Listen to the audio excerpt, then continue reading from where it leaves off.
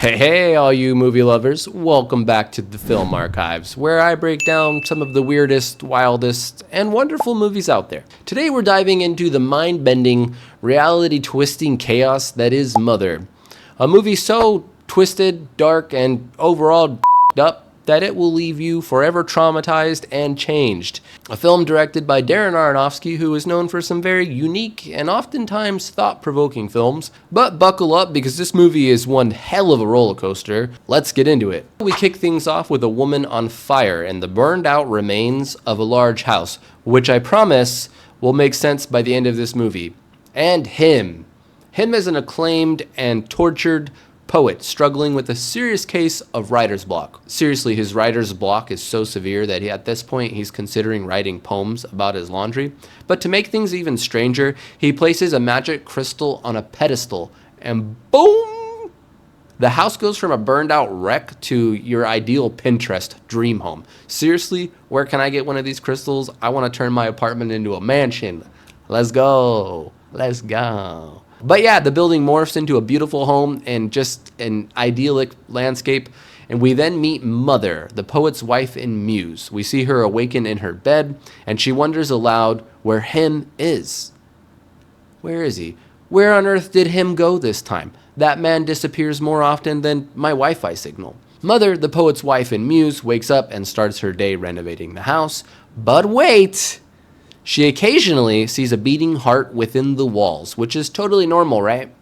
Nothing to see here. Yeah, nothing creepy about that at all. We see that him and Mother have a very strained marriage and they don't really get along super well. The writer's block is causing extreme stress on their marriage, and Mother is just trying her best to support him. Mother is played by Jennifer Lawrence, of course, and was actually paid $15 million for this performance, which is crazy as dude. But anyway, she does an amazing job. Her husband, him, is played by Javier Bardem, who is also an incredible actor. This movie is just filled to the brim and overflowing with amazing performers. And just when things start to get a bit cozy, a stranger named Man shows up at the house. Man being played by Ed Harris, and possibly one of his best performances since The Truman Show. Don't come for me, because I'll die on that hill, brother. I love The Truman Show. I gotta do a video on that, but I digress. He claims to be an orthopedic surgeon that was told the house was a bed and breakfast where he could rent a room while he works to finish and publish his research paper. Later that night, we see the man begin dry heaving like he just attempted the spiciest pepper challenge on YouTube, which is honestly disgusting. You alright? Tommy Chong, I'm coming for you.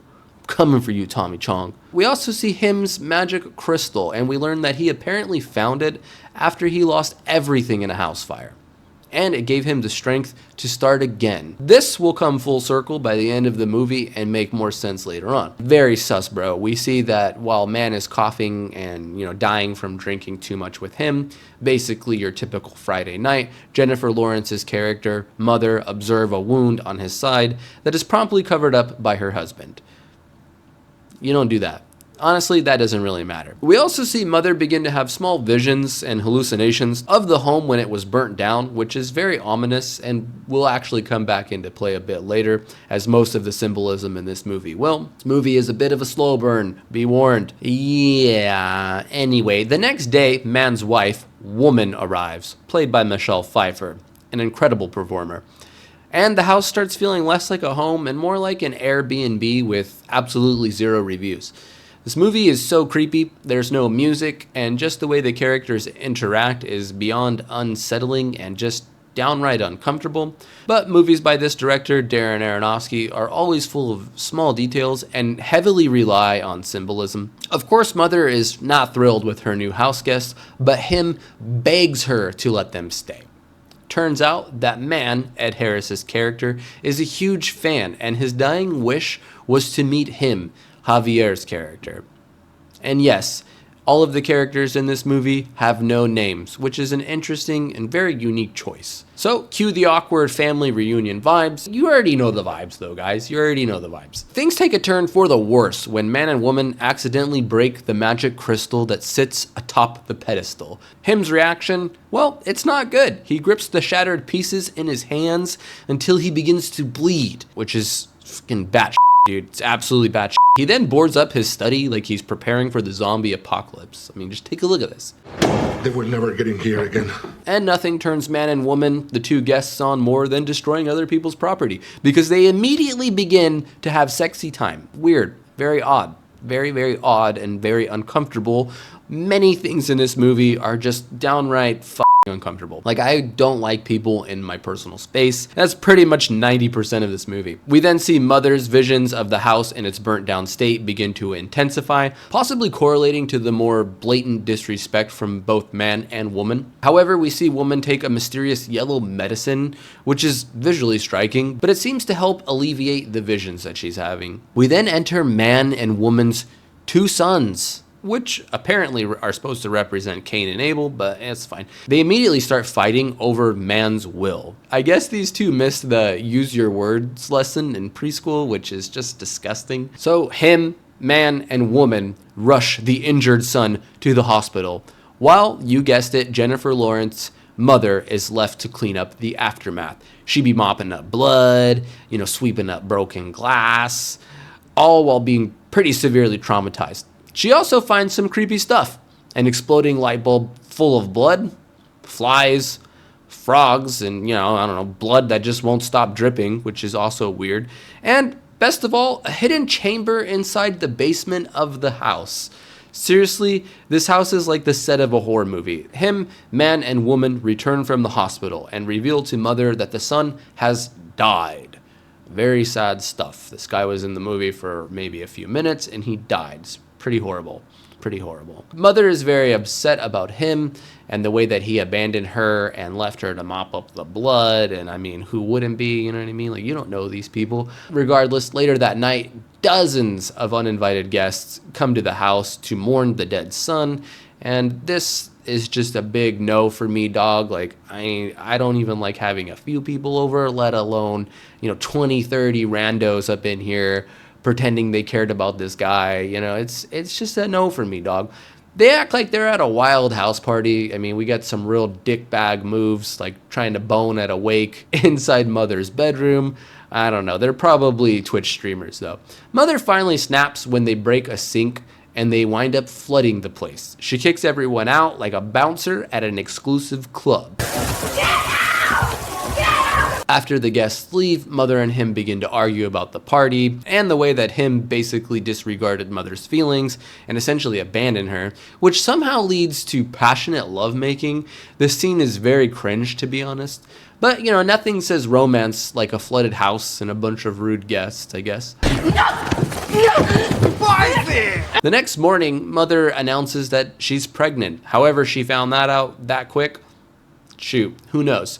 But of course, him is just over the moon elated. He starts writing again like a madman for months and months and months as we see Mother becomes, very pregnant. And guess what?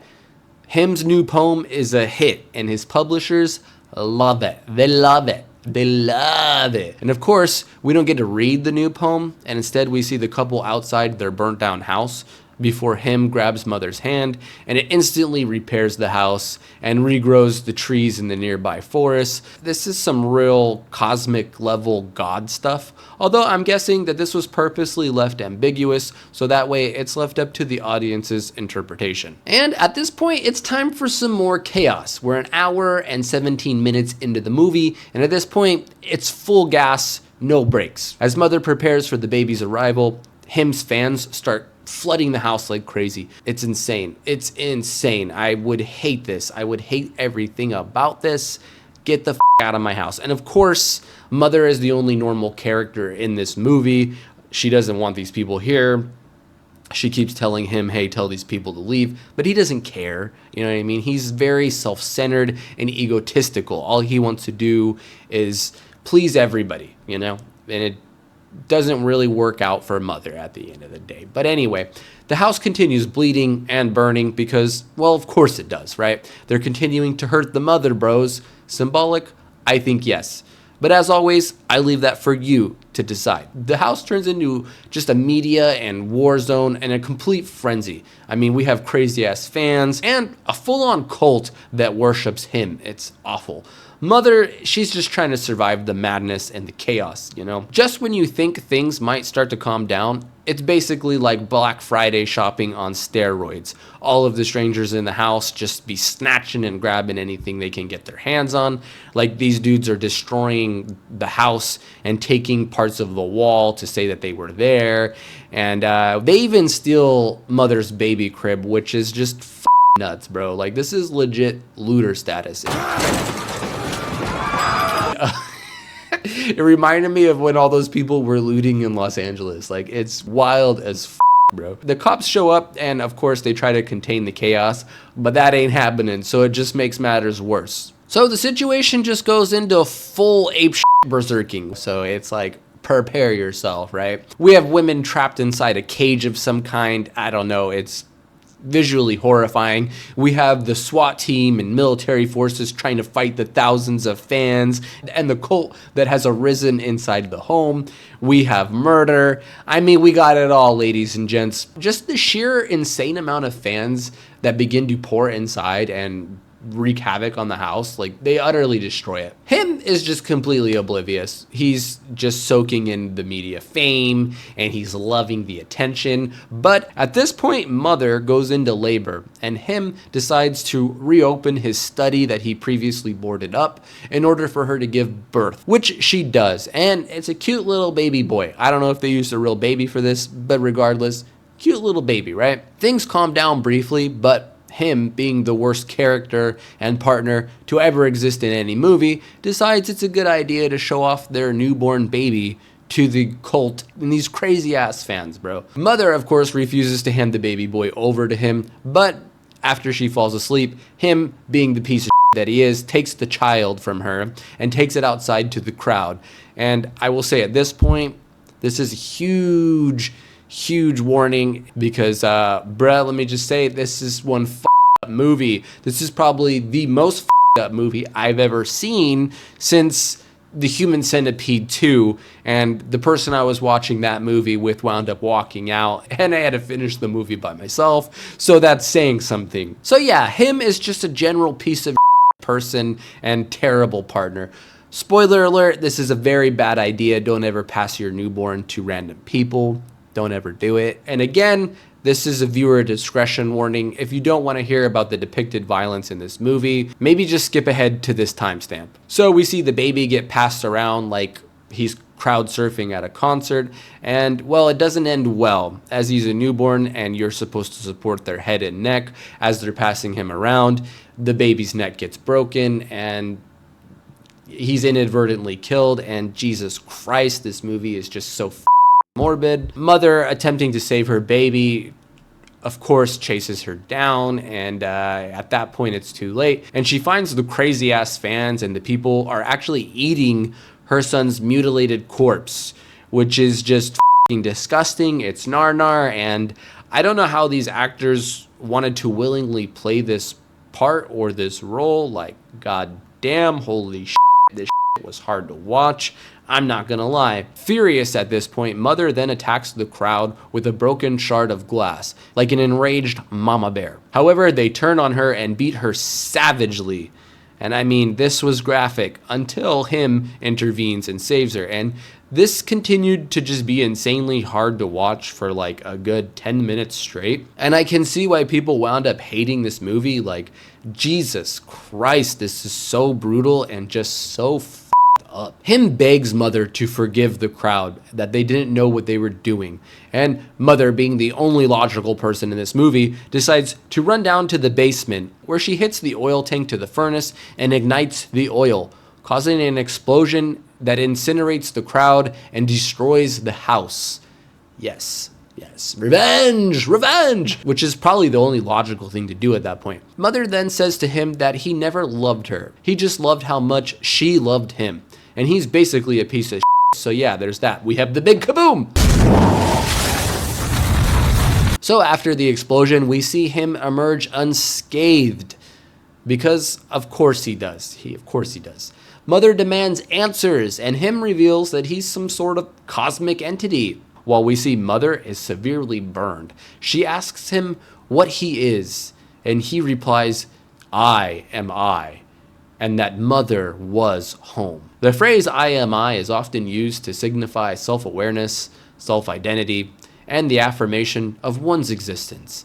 It's a declaration of being that can be found in various philosophical, religious, and literary contexts. In the movie Mother, it serves to emphasize the character's enigmatic and almost godlike nature, suggesting that he embodies the concept of self and existence itself. Him assures Mother that nothing was her fault and that he is taking her back to the beginning. Him asks Mother if she still has love, to which she says yes, and with her permission, he removes her heart from her chest, tearing it open to reveal a new crystal object. And this scene is also very gnarly. He then places the crystal upon the pedestal, transforming the house back into the beautiful home as he did in the beginning. We then see a new mother, different actress, appear in the bed as she awakens, wondering aloud where him is. Babe? Babe? Baby? We then fade to black, roll those credits. Roll the credits. Yeah, roll the credits. I've never been so happy when a movie ended, to be honest. There you have it, folks. Mother, a film that's just all around bonkers. All around bonkers. It's dark, it's twisted, traumatizing, and just downright up. Up, dude. So, is Mother worth watching? I think the answer to that is both yes and no. The movie is very slow. It has a ton of almost filler symbolism that isn't super crucial to the overall idea or direction of the movie. Like we have Mother taking her medicine, which serves utterly no purpose in the movie other than visually being pleasing on the eyes. However, I will say that this movie is extremely thought-provoking. It's haunting, it's dark, it's twisted, and it's very traumatizing to the point where it's actually very hard to watch. However, this is the type of movie that will stay with you after you watch it for the rest of your life. Like, you will never forget this experience. I guarantee you that. So I would say watch this with a grain of salt. This movie isn't the type of movie that will hold your hand and explain all the details to you. You kind of have to piece them together for yourself through the visual symbolism and the character interactions. Although whoever suggested I watch this movie, just bruh, you don't me up for life, brother, let me tell you. But it's for the cause, dog. It's for the cause. But at the end of the day, am I glad I watched this movie? Absolutely. This was an experience unlike any other. But alright, that does it for this video. If you enjoyed this breakdown, remember to hit that like button. And if you're new here, subscribe to the channel. I upload new videos just like this one every single week. As always, thank you so much for watching. Much love to you all, and I will see you in the next video.